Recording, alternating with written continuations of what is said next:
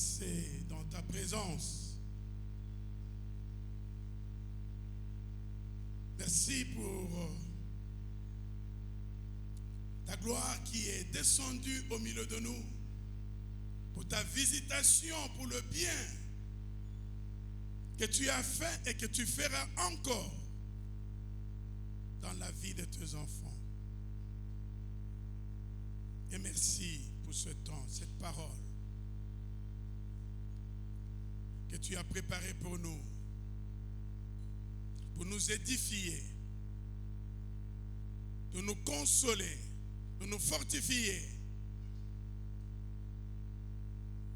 pour nous façonner à l'image et à la ressemblance de ton Fils Jésus. Bénis ce moment et donne-nous, Seigneur, des oreilles exercées pour écouter comme écoutent les disciples. À toi la gloire pour le siècle de siècles. Amen, amen. Oui, tu as raison d'acclamer le Seigneur, parce qu'on peut acclamer. Gloire à Dieu. Je bénis le Seigneur pour ce jour, ce moment, cette occasion qu'il m'accorde de me tenir devant son Église, devant les rachetés que vous êtes, pour partager sa parole. Je remercie le pasteur Christian et toute l'équipe autour de lui pour ce travail merveilleux qui se fait ici jour après jour. Je l'ai dit toujours, je l'ai dit l'autre fois, la parole de vie Mombele est entrée dans l'histoire de l'église de Matete, et la parole de vie Matete. Amen, amen. Lorsque nous parlons de la parole de vie Matete, eh bien, nous ne pouvons pas ignorer, nous ne pouvons pas oublier l'apport de la parole de vie Mombele. Une équipe d'évangélisation. Oui, vous avez raison d'acclamer. Une équipe d'évangélisation est venue sous l'initiative de Maman Ruth, ma fille, qui nous a précédés dans la gloire. Eh bien, cette équipe est venue sur place là-bas et elle a évangélisé, elle a gagné des âmes. Et aujourd'hui, nous pouvons dire que grâce à la parole de vie Mombele, eh bien, les âmes ont été gagnées à la parole de vie Matete pour la gloire du Seigneur. Alléluia. Non, les acclamations sont timides. J'aimerais qu'on acclame le Seigneur convenablement. Ça vaut la peine. Amen, amen. Que le Seigneur vous bénisse pour cela. Recevez les salutations de vos frères et sœurs de la parole de vie Matete et de ma famille, mon épouse aussi vous salue. Amen, amen. Je nous invite à ouvrir nos Bibles dans 2 Corinthiens 1. 2 Corinthiens 1, à partir du premier verset jusqu'au verset 8.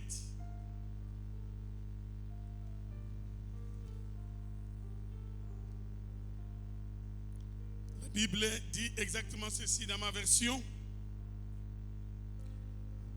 Paul, l'apôtre de Jésus-Christ par la volonté de Dieu, et le frère Timothée, à l'église de Dieu qui est à Corinthe et à tous les saints qui sont dans toute l'Achaïe. Que la grâce et la paix vous soient données de la part de Dieu notre Père et du Seigneur Jésus-Christ. Béni soit le Dieu, le Père de notre Seigneur Jésus-Christ, le Père de miséricorde et le Dieu de toute consolation, qui nous console dans toutes nos afflictions, afin que par la consolation dont nous sommes l'objet de la part de Dieu, nous puissions consoler. Wow, alléluia. Est-ce que tu peux souligner? La consolation que nous avons, nous sommes l'objet de la part de Dieu. Eh bien, que nous fassions quoi? Nous puissions consoler ceux qui se trouvent dans quelque affliction. Car de même que les souffrances de Christ abondent en nous, de même notre consolation abonde par Christ. Si nous sommes affligés, c'est pour votre consolation et pour votre salut. Si nous sommes consolés, c'est pour votre consolation qui se réalise par la patience à supporter les mêmes souffrances que nous endurons. Verset 7. Et notre espérance à votre égard est ferme, parce que nous savons que si vous avez part aux souffrances, vous avez aussi part à la consolation. Amen, amen. Est-ce que tu peux souligner aussi, si tu as eu part à la souffrance, le Seigneur dit, tu auras aussi part à la consolation. À la consolation. Verset 8, nous ne voulons pas en effet vous laisser ignorer, frères, au sujet de la tribulation qui nous est survenue en Asie, que nous avons été excessivement accablés au-delà de nos forces, de telle sorte que nous désespérions même de conserver la vie.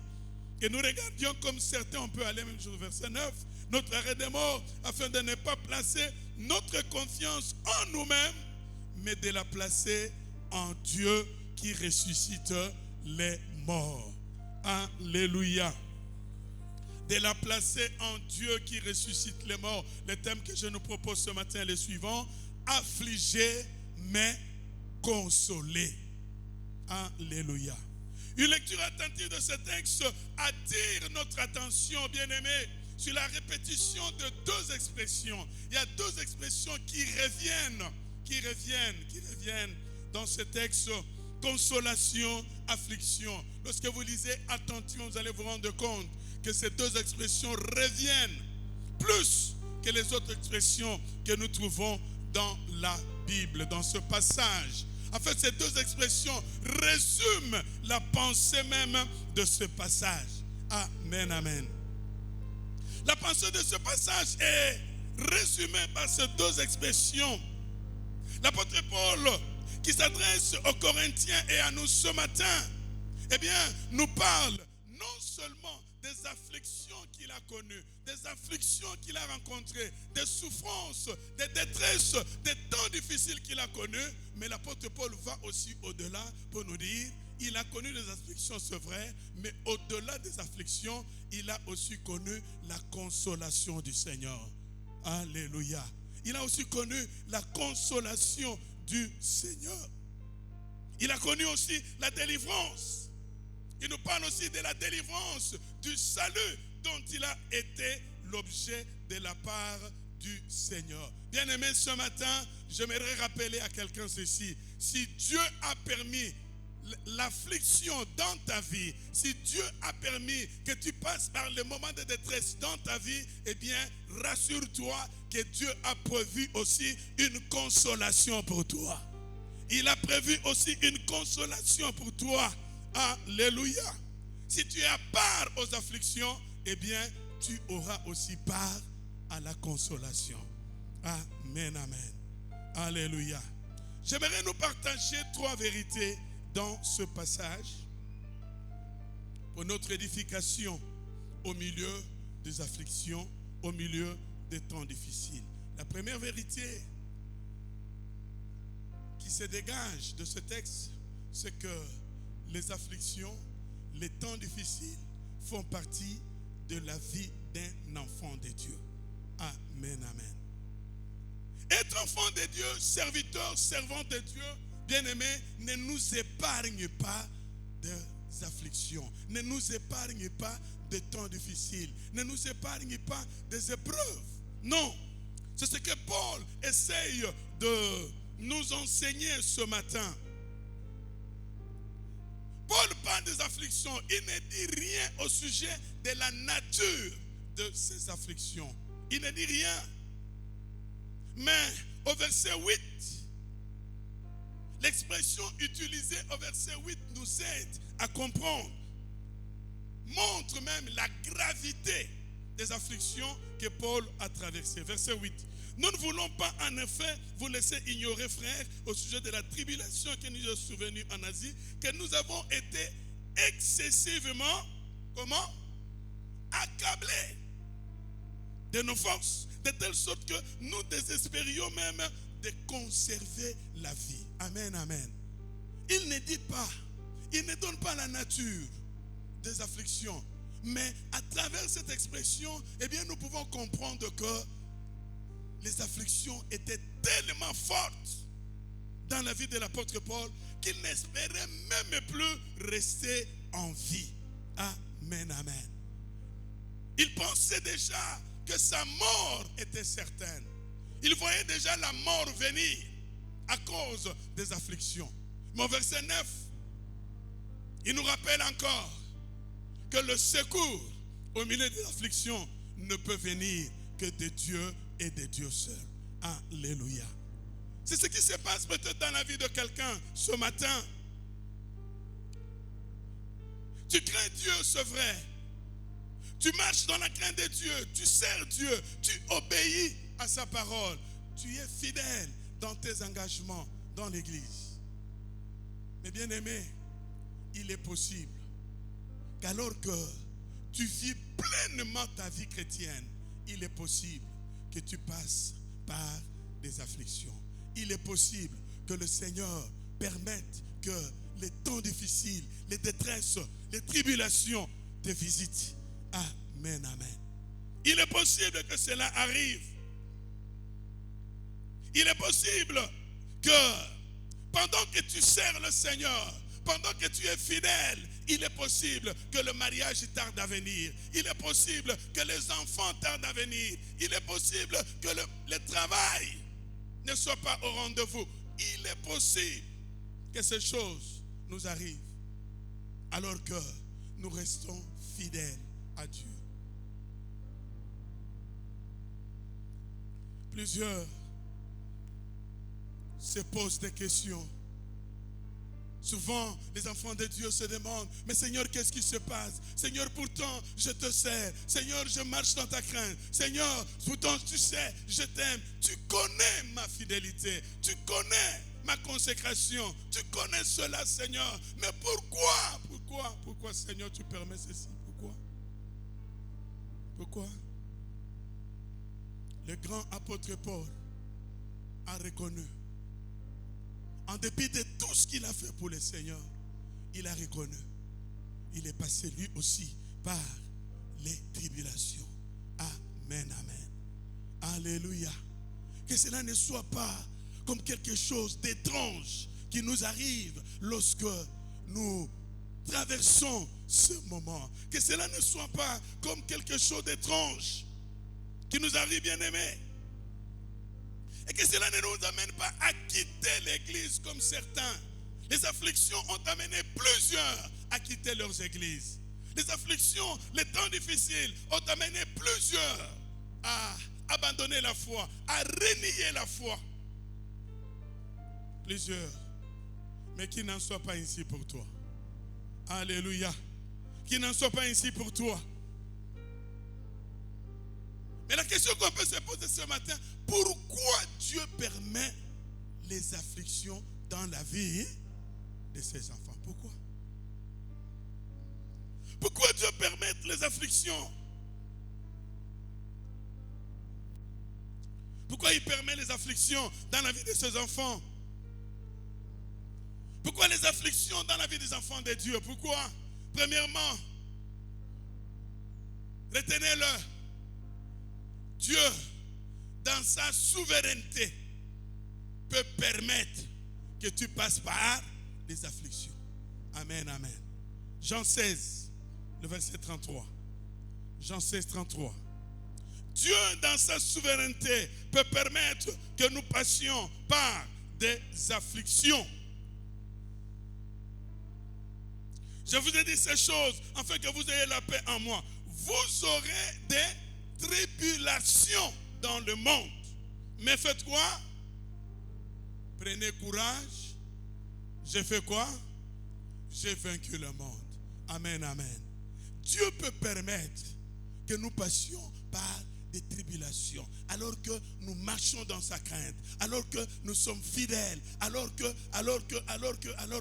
Dieu peut quand même permettre dans sa souveraineté que cela nous arrive. Amen, amen. Lorsque vous lisez Acte 12, Acte 12, 1 à 10. Acte 12, 1 à 10. La Bible parle de ce qui est arrivé aux apôtres du Seigneur. La Bible parle de Hérode. Hérode qui récupère Jacques, le frère de Jean, et qui fait quoi? Qui le tue. Sans raison. Il a pris seulement du plaisir à persécuter l'église. Il tue Jacques.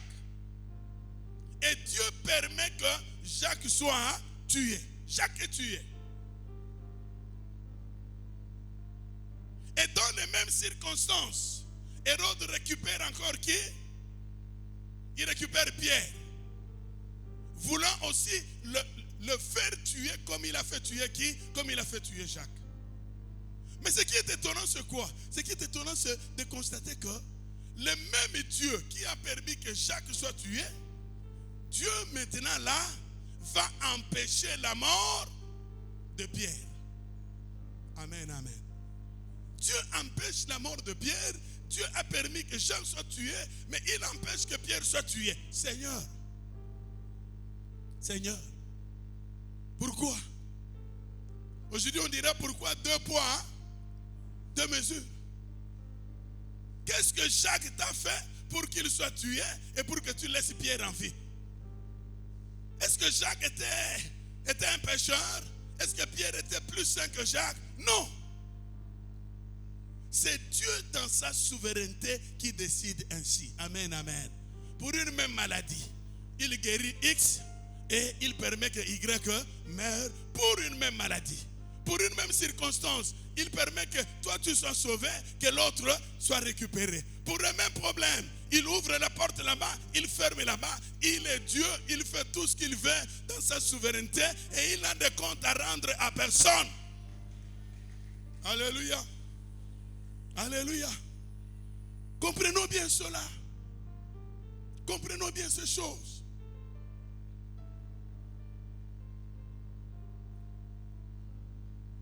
Nous avons connu ce qui s'est passé ici à l'église, le départ de notre maman, Maman Ruth. Comment expliquer que Dieu ait permis cela? Alors que plusieurs qui vivent dans le péché, qui vivent dans toutes sortes de choses, qui ne se préoccupent même pas de Dieu. Matin, soir, dans le péché. Mais Dieu permet que ceux-là restent en vie. Celles qui la servaient jour et nuit soient récupérées. Et c'est de l'injustice? C'est l'injustice? Non. C'est pas de l'injustice. C'est pas de l'injustice. Mais j'aime ce que la Bible dit au sujet de Dieu. Elle dit, les voies de Dieu sont parfaites et insondables. Amen, amen. Elles sont parfaites. Tout ce que Dieu fait est parfait. Parfait. Pourquoi il a permis cela? Il le sait. Voilà pourquoi dis à ton voisin, regarde ton voisin, dis-lui, ne rate pas le ciel, parce que il y a beaucoup de questions que nous allons poser à Dieu ce jour-là.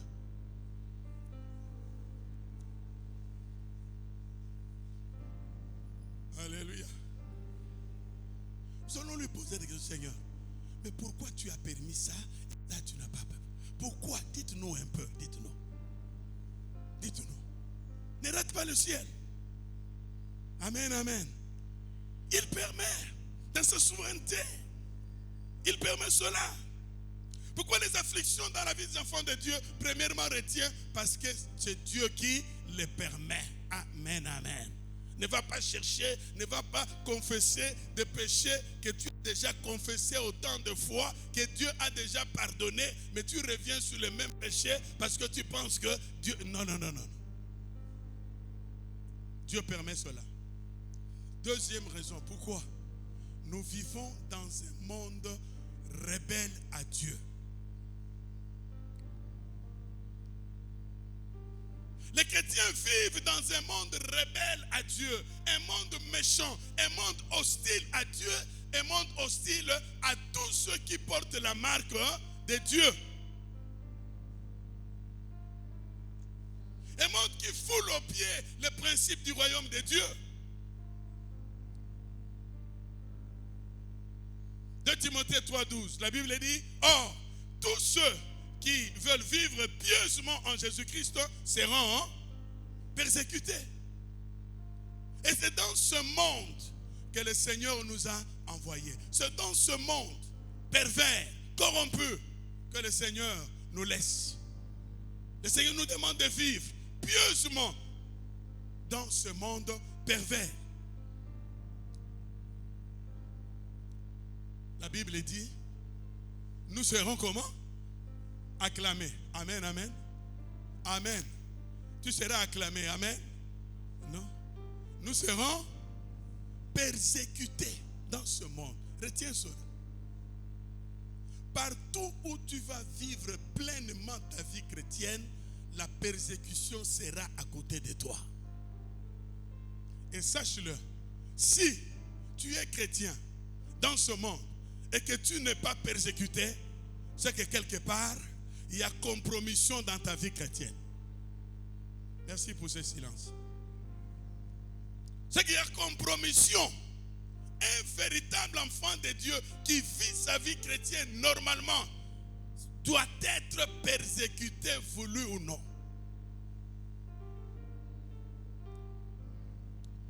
Un papa, il est de la parole de vie limitée, m'a raconté ce qui lui est arrivé. Il était en province, il arrive ici à Kinshasa, affecté dans un service public de l'État, comme comptable. Quand il arrive, le directeur le reçoit et le directeur lui dit, voilà, ici, les choses se passent de telle et de telle manière. Comprenez un peu quoi? Le proverbe. Si on danse avec la jambe gauche, toi aussi, jambe gauche, ne viens pas avec la jambe droite. Ici, c'est la jambe gauche. Ça dit quoi? Le chef voulait l'initier à la magouille, à la triche, à la falsification des documents. Et lui aussi a répondu à son chef. Il dit, chef, en tout cas, je suis enfant de Dieu. Je ne m'aligne pas sur cette voie-là. Le chef lui dit, bon, on verra. Il était une fois, non. 2 fois, non. 3 fois, non. Vous savez ce qui est arrivé? Expert comptable.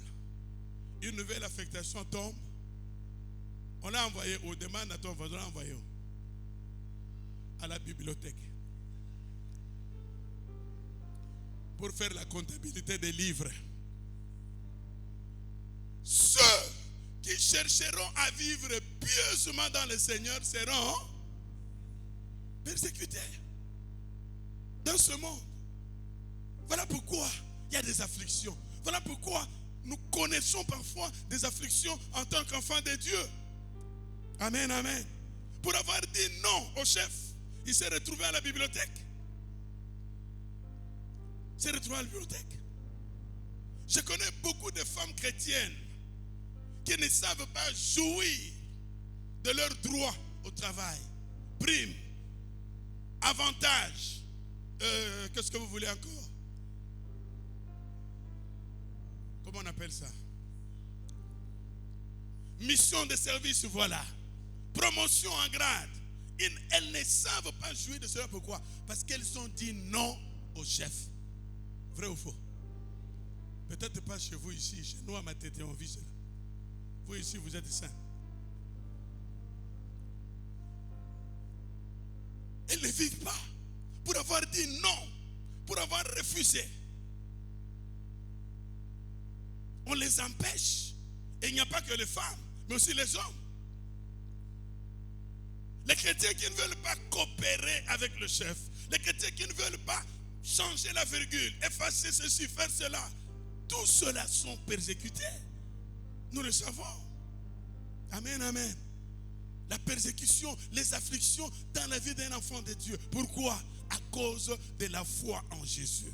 Parce que nous avons cru, parce que nous voulons vivre notre chrétienté comme il faut, eh bien, nous serons persécutés. Amen, amen. Alors, pourquoi les afflictions? Parce que les afflictions constituent aussi les moyens par lesquels Dieu nous éprouve. Dieu peut permettre une affliction pour t'éprouver et chercher à savoir si tu es réellement attaché à lui.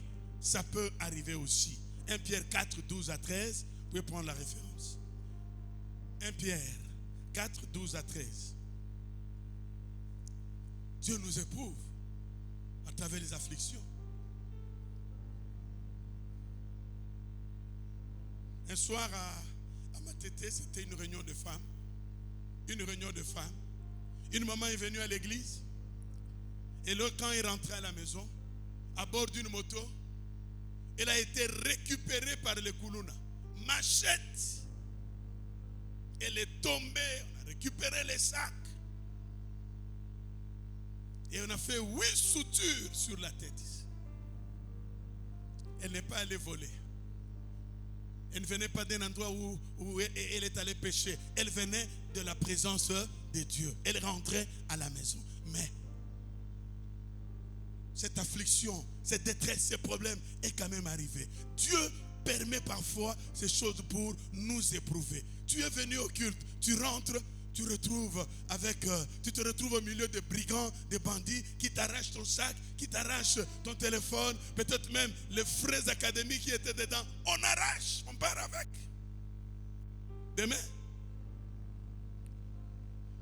on vient te chercher pour dire, frère, allons à l'évangélisation. À vous riez. Dieu nous éprouve. Quelle sera ton attitude? Frère, on ne blague pas avec la vie. Hein? Vous savez, hier, vous savez ce qui m'est arrivé? Qui est venu me chercher? Même le pasteur ne m'a pas appelé.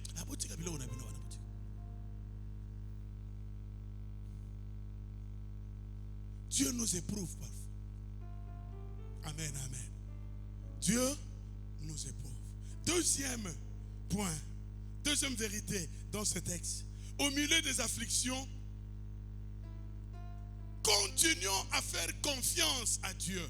Nous sommes affligés, c'est vrai, mais restons focus sur les promesses de Dieu. Nous sommes affligés, c'est vrai, mais restons attachés à Dieu. N'abandonnons pas. Verset 9 à 10. L'apôtre Paul dit, nous n'avions pas voulu placer notre confiance en nous-mêmes, mais nous l'avions placée en qui? En l'Éternel des armées, en Dieu. Bien-aimés, la confiance, nous la plaçons en Dieu. La confiance, nous la plaçons en Dieu et en Dieu seul. Amen, amen. Pas à l'homme.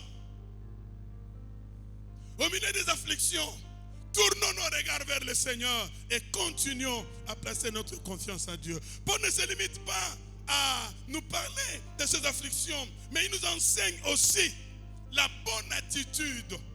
Paul nous enseigne dans ce texte la bonne attitude à adopter au milieu des afflictions, au milieu des temps difficiles, au milieu de la détresse. Quelle est la bonne attitude qu'un enfant de Dieu doit adopter? Ne faisons pas comme Sarah. Vous savez, les afflictions, lorsqu'elles nous visitent, elles exercent une forte pression sur nous pour nous pousser parfois à désobéir à Dieu et à sa parole. Amen, amen. Dans Genèse 16, 3 à 4, Sarah se retrouve au milieu des afflictions. La pression des afflictions la pousse à faire quoi?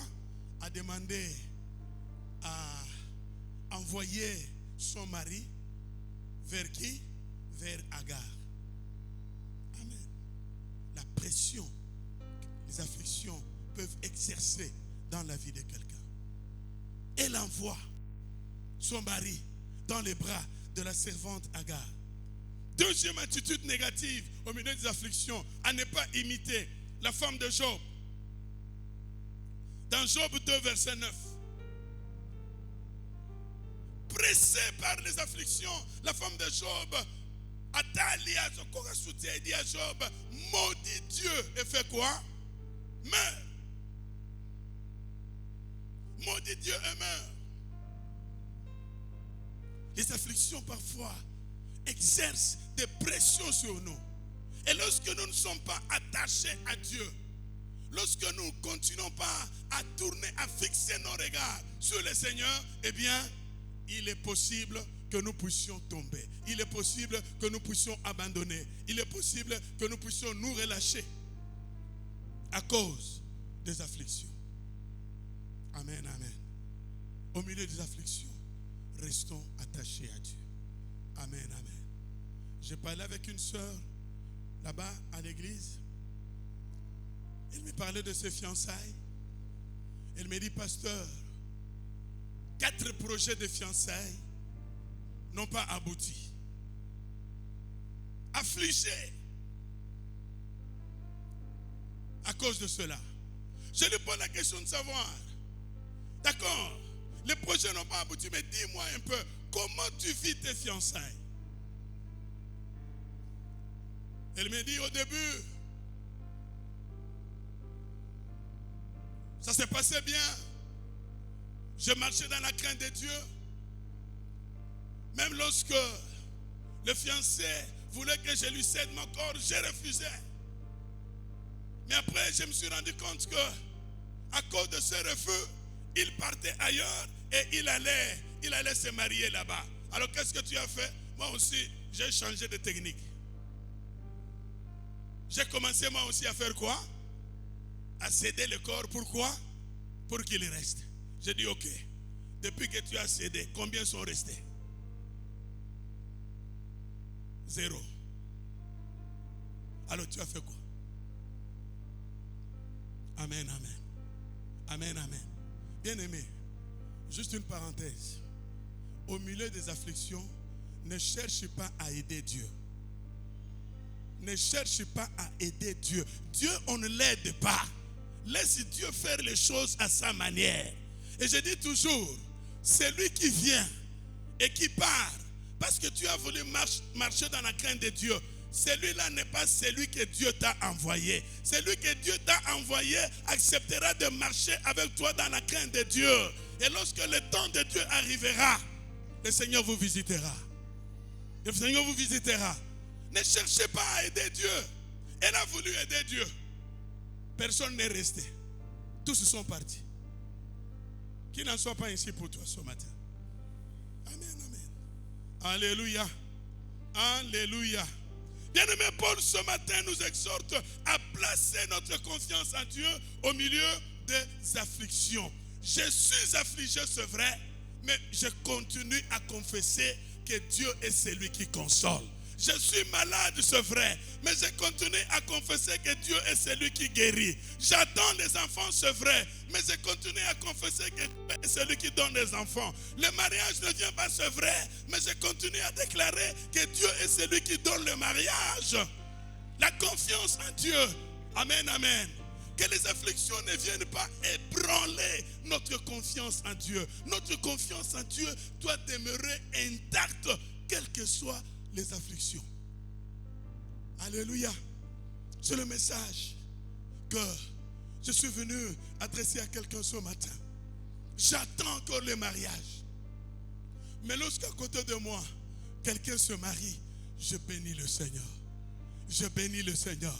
J'attends encore les enfants. Mais lorsque Dieu donne les enfants à un autre, je bénis le Seigneur. Parce que je sais, il n'a pas encore fini de faire. Parce que je sais que mon tour finira par arriver. Alléluia. Alléluia. Je ne me fâche pas contre Dieu. Aujourd'hui, il y a des gens dans l'église qui sont parfois offusqués lorsqu'ils constatent que Dieu a béni tel à gauche, à droite. On commence à demander, mais comment?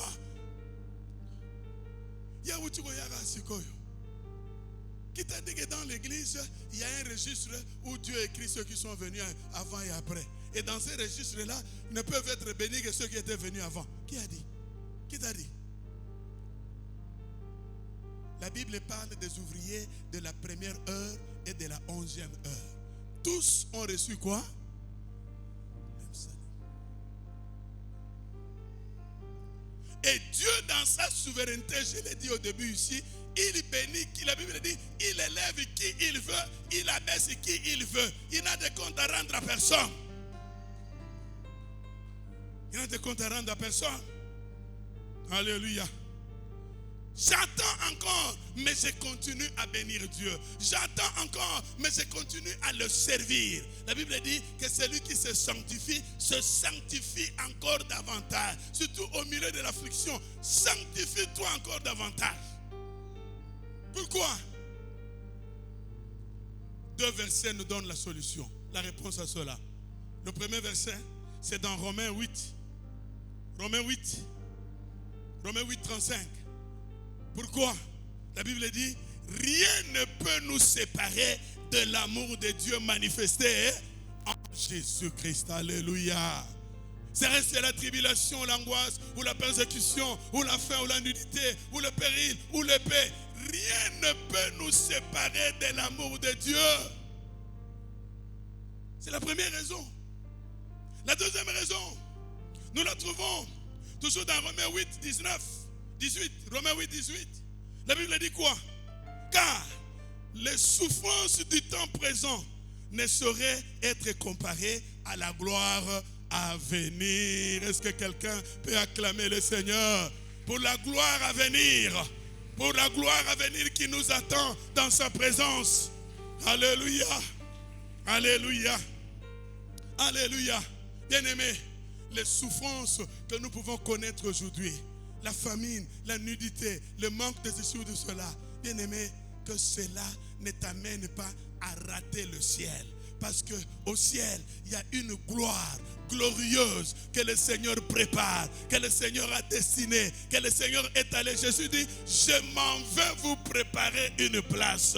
Et lorsque j'aurai fini, je reviendrai vous prendre. Afin que là où je suis, vous y soyez aussi. Alléluia.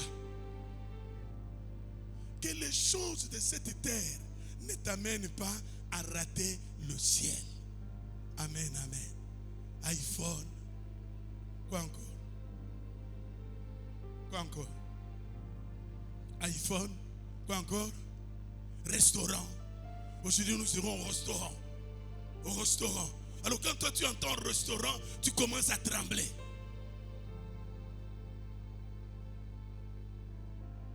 Tu tombes dans les péchés à cause de ces choses de cette terre. Éphémères. Que ces choses ne te font pas rater le ciel. Amen, amen. Vous savez, une fois dans la vie, lorsque j'étais encore sans forme, Pasteur Eric, à une époque où j'étais sans forme, j'entendais parler de pain au lait. Pain au lait, pain au lait. J'ai dit, ah, pain au lait. Ça doit être très intéressant. C'est-à-dire, là-dedans, vous trouvez quoi? Le pain et le lait. Donc quand tu achètes le pain au lait, tu n'as plus besoin d'acheter le lait parce qu'il est déjà dedans. Je me suis battu, je me souviens encore, je suis allé faire le journalier du côté de Tabac Congo. Là, il y avait encore des sociétés, des industries. Tabac Congo du côté de Kingabwa. On me prend là-bas pour le journalier. Et là, moi, quand je faisais là, je dis, dès que samedi, on me donne, en tout cas, bolinga te pain.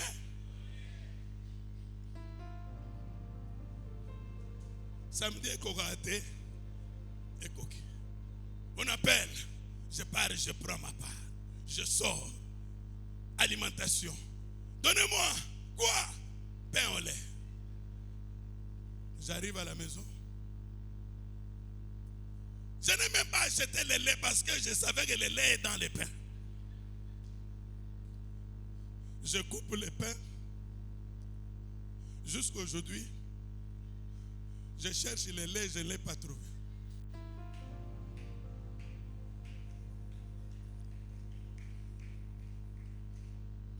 Amen, amen. Ne rate pas, dis à ton voisin, ne rate pas le ciel pour les choses éphémères de ce siècle. Amen, amen. La troisième vérité, nous allons terminer par là. Dieu finit par consoler les affligés. Dieu finit par consoler les affligés. Verset 4. Rentrons dans 2 Corinthiens 1. 2 Corinthiens 2, verset 4 et verset 7.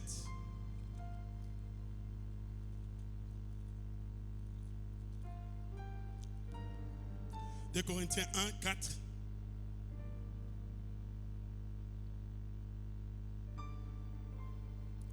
Commençons à partir du verset 3.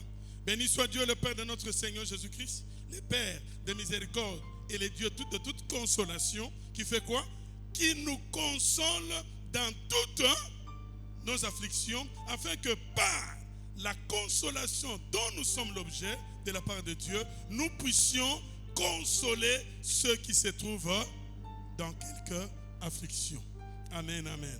Verset 7, il dit: et notre espérance à votre égard est ferme, parce que nous savons que si vous avez part aux souffrances, vous avez part aussi. Alléluia. Est-ce qu'on peut lire ça ensemble? Verset 7. 1, 2, 3. Et notre espérance à votre égard est ferme, parce que nous savons que si vous avez part aux souffrances, vous avez part aussi à la consolation. Alléluia. Dieu qui a permis que tu passes par des afflictions, Dieu, le même Dieu, prévoit aussi une consolation pour toi. Une consolation pour toi. Et elle arrivera. Elle ne tardera pas. Elle arrivera. Elle arrivera. Alléluia. Nous sommes passés par là. Le pasteur Christian est témoin de ce que je vais dire tout à l'heure. Nous avons perdu 2 enfants à l'espace, je crois, de 3 ou 4 ans. Le premier est mort à l'âge de 4 ans et le deuxième, la fille, est décédée à l'âge de 6 ans. C'était dur, très dur. Alors vous avez demandé, mais ils sont morts de quoi? Ils étaient anémiques. Ils étaient anémiques et ils sont morts à cause de cette maladie. Mais le plus important ici, c'est quoi? Comme je l'ai dit, l'attitude à observer au milieu des afflictions. Amen, amen. Nous sommes restés avec un enfant, une fille. Et pour nous, on se disait, bon, Dieu a permis, Dieu a donné, il a repris, que son nom soit loué. Contentons-nous de celui qui reste là, de celle qui reste, la fille qui reste. Contentons-nous d'elle. Parce qu'avec notre état, si nous devons encore mettre au monde, nous risquons de retomber dans les mêmes problèmes. Contentons-nous de celui qui est resté. Et on a servi le Seigneur. Le pasteur Christian est là. Il peut témoigner. Et certains qui étaient aussi à la parole de vie limitée, c'était pour ça. On a servi le Seigneur. On ne s'est jamais plaint. Nous ne sommes jamais allés à droite pour chercher qui a fait cela. Pourquoi cela nous arrive? Bien-aimés, on a oublié cela. On a continué à servir le Seigneur. Et le Dieu qui a permis que nous soyons affligés, le même Dieu s'est levé pour nous apporter la consolation. Nous avons perdu 2 enfants et 10 ans après, alors qu'on ne s'attendait à rien, Dieu va nous donner des jumelles. Alléluia. Dieu nous donne des jumelles. Mais attendez, les jumelles sont arrivées, je crois même que le pasteur Christ et Maman Ruth sont venus à l'hôpital Mutombo visiter les enfants, prier pour les enfants. Les jumelles sont nées. On rendait grâce à Dieu, les gens étaient contents. Mais nous, là où nous étions, il y avait encore des inquiétudes. On se disait, et si eux aussi étaient anémiques? Bien-aimés, le jour où nous sommes allés, on a prélevé le sang pour les résultats à l'hôpital, aux cliniques universitaires. La nuit, la veille du jour où les résultats devaient être rendus à la famille, je n'ai pas dormi. Je n'ai pas dormi. Je me disais, bon, Si il n'y avait qu'un enfant, il est malade, on peut bien le gérer parce qu'il est seul. Mais deux là, s'il arrive que les deux sont malades, qu'est-ce qui va se passer? Mais la bonne nouvelle que j'ai pour quelqu'un ce matin, c'est que le Dieu qui a permis les afflictions sait aussi permettre la consolation. Et la vraie consolation. Les résultats sont arrivés. On a découvert les résultats. Les deux étaient en bonne santé. 10 ans après, ils donnent des jumelles en bonne santé, alors que ceux qui les ont précédés étaient malades. Le Dieu qui permet les afflictions permet aussi la consolation. Le Dieu qui permet que tu passes par des temps difficiles permet aussi de te consoler. Le Dieu qui permet que tu pleures, le Dieu permettra aussi que tu puisses rire un jour. Il n'y a pas que le pleurs, il y a aussi le rire. Il n'y a pas que la tristesse, il y a aussi le temps de joie. Il n'y a pas que la pauvreté, il y a aussi la richesse. Il n'y a pas que la maladie, il y a aussi un temps de guérison. Est-ce que je parle à quelqu'un ce matin? Ce Dieu-là est vivant. Ce Dieu-là est vivant. Ce Dieu-là est vivant. Et Dieu le fait pourquoi? Dieu le fait, la Bible dit, ceux qui sont consolés, Dieu les console pour qu'à leur tour, ils soient aussi des instruments de consolation pour les autres. Les instruments de consolation. Dieu va te consoler pour que tu sois un consolateur autour de toi. Dieu va te bénir pour que tu sois une source de bénédiction pour les autres. Dieu va te guérir pour que tu sois un témoignage pour les autres. Est-ce que je parle à quelqu'un ce matin? Dieu va le faire. Dieu va le faire. Dieu va le faire. Dieu va le faire. Oui, il va le faire. Il va te bénir. Il va te visiter. Il te fera du bien pour que tu sois un sujet de consolation, pour que tu sois un témoignage. Lorsque les gens douteront de la fidélité de Dieu, tu te lèveras pour dire: je suis témoin de la fidélité de Dieu. Je suis témoin de la puissance de Dieu. Je suis témoin de la puissance de Dieu. Je suis témoin de la victoire. Je suis témoin de la bonté de Dieu. Alléluia. Alléluia. Alléluia. Jérémie dit dans Lamentation 3,17, il dit: lorsque je pense à ma détresse, lorsque je pense à mon affliction, mon âme est abattue au-dedans de moi. Mais voici ce que je vais repasser dans mon âme, ce qui me donnera de l'espérance. Les bontés de l'Éternel ne sont pas épuisées.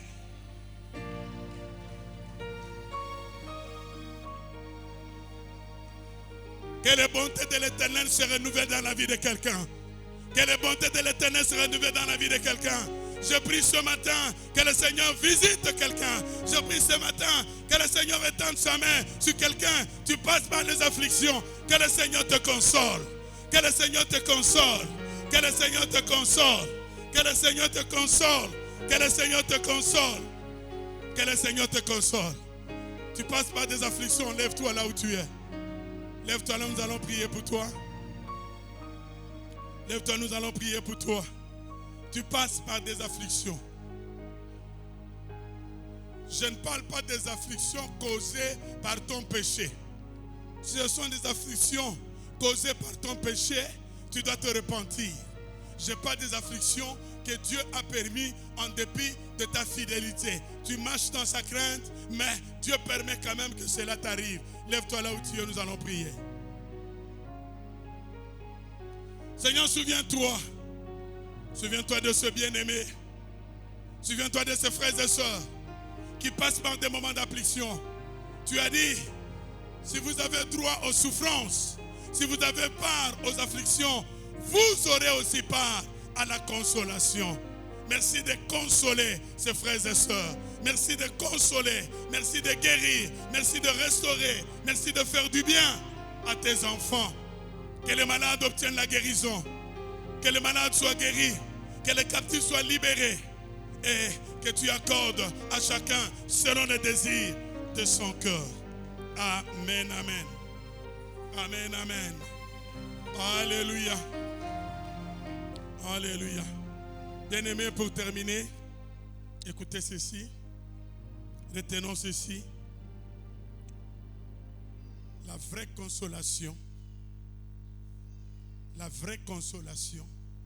est celle que Dieu nous réserve là-haut dans sa présence. Alléluia. Alléluia.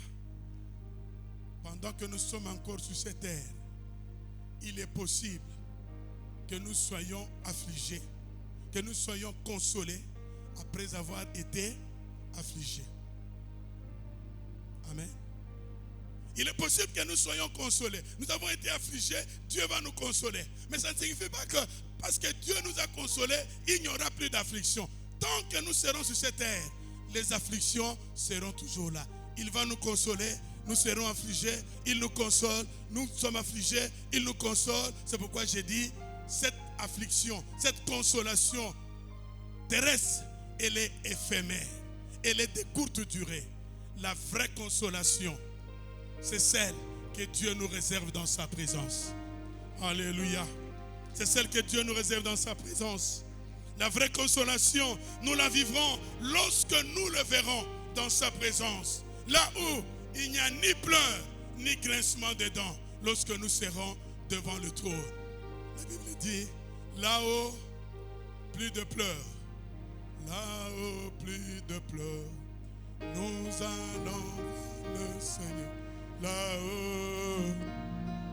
La vraie consolation se trouve au ciel. Allons voir le Seigneur. Là-haut, au plus de pleurs. Nous allons voir le Seigneur. Alléluia. Alléluia.